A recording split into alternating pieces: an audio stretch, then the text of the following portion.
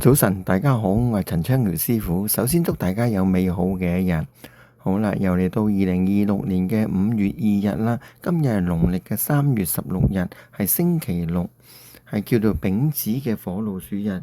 就生1936年同埋1996年嘅人呢，就叫做丙子火老鼠啦。咁今日佢伏吟，所以特別要注意嘅。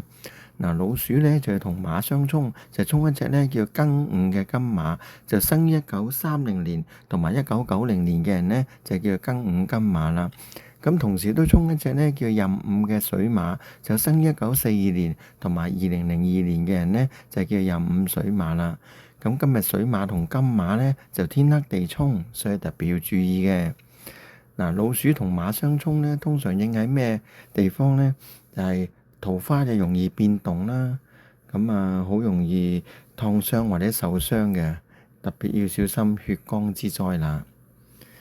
嗱，逢沖咧就必動嘅，所以咧我提議咧屬老鼠嘅朋友同埋屬馬嘅朋友咧，今日多做善事，去捐下錢啊，贈醫施藥啊，將自己運程提高佢，希望可以逢凶化吉嘅。嗱，今日嘅三煞位咧就喺南面喎。咁南面咧就千祈就唔好動土啦。咁尤其是屬馬嘅人就更加不宜動土，因為南面咧係馬嘅生肖嚟嘅。嗱，今日特別要小心一個時辰，就係早上嘅11點到1點嗰個甲午時啦。嗱，今日如果想催財嘅話咧，最好就係西面，因為今日嘅財位咧就喺西方嚟嘅。嗱，今日咧原來破日嚟嘅喎。係日值歲破，大事勿用，諸事不宜，所以咧有重要嘅事情咧就千祈唔好喺今日做啦。